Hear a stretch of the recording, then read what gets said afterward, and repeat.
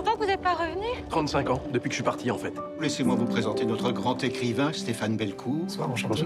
Philippe Besson, vous êtes à Montréal pour l'adaptation cinématographique de Arrête avec tes mensonges. Il y a eu un avant et un après les événements d'Arrête avec tes mensonges. C'est là qu'en quelque sorte, vous avez arrêté de vous mentir. Vrai ou faux?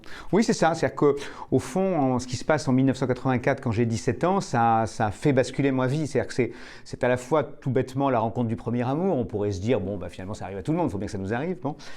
Sauf que c'est un amour qui est voué à la clandestinité parce que je tombe amoureux d'un garçon dans la cour de lycée et que si moi, je suis prêt sans doute à assumer la part publique de ça, lui, non. Et lui s'enferme dans une forme de déni et de honte. Faudra dire à personne.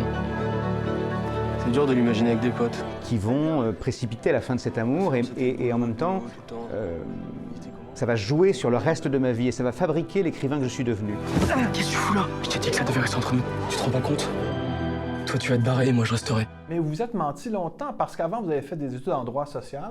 Et ce n'est qu'en 2001 que vraiment, vous avez dit « c'est assez tout ça, je vais vraiment devenir écrivain ».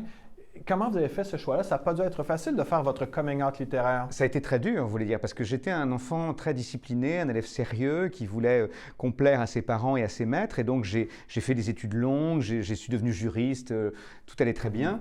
Sauf que voilà, j'avais cette imagination un peu fertile qui me titillait, une facilité d'écriture. Et puis un jour, je me trouvais à Montréal pour plusieurs mois, parce que je travaillais là pour l'entreprise qui m'employait à ce moment-là. Et je suis allé me réfugier dans un café et j'ai commencé à écrire ce qui est devenu la première phrase du premier livre, En l'absence des hommes, qui a été publié en 2001. Et là, c'est joué quelque chose de plus grand que moi. C'est-à-dire j'ai compris que c'était ce que je voulais faire ou ce que je voulais être. Et donc, j'ai décidé d'abandonner tout le reste. Donc, j'ai envoyé valdinguer ma vie professionnelle et je suis devenu écrivain. Mais quand il a fallu l'annoncer à mes parents, ça a été compliqué. C'est-à-dire que ma mère n'y a pas cru. On s'est dit, encore un de ces mensonges. Elle tenait le livre entre les mains. Elle s'est dit, il raconte n'importe quoi comme d'habitude. Et mon père s'est dit, mon Dieu, un saltimbanque dans la famille, on n'a pas mérité ça. Voilà, donc c'était un peu compliqué, mais finalement, ils s'y sont faits avec le temps.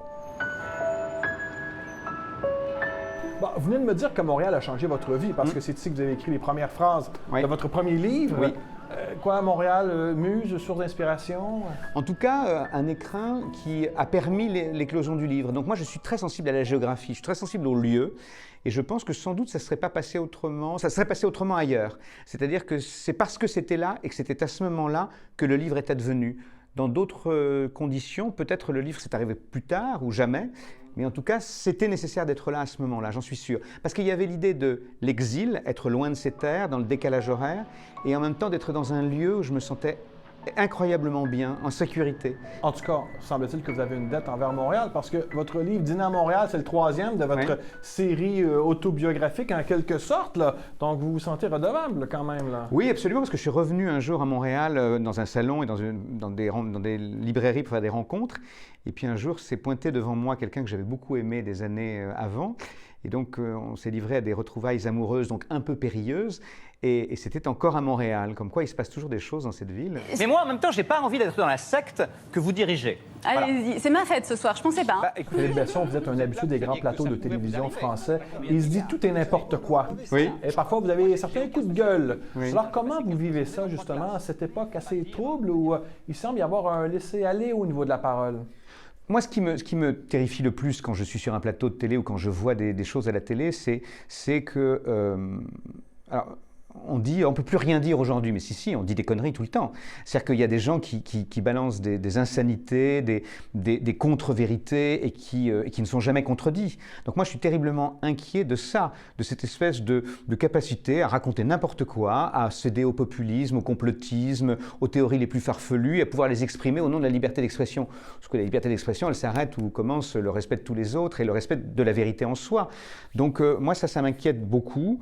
Je trouve aussi que sur les réseaux sociaux déferlent beaucoup de haine et de choses comme ça, et donc c'est assez inquiétant. Donc j'ai plutôt un regard sur cette époque et sur la médiatisation un peu terrifié, parce que je pense que ça manque un peu de décence et de respect de l'autre. Philippe Besson, merci pour cette belle rencontre. Merci beaucoup.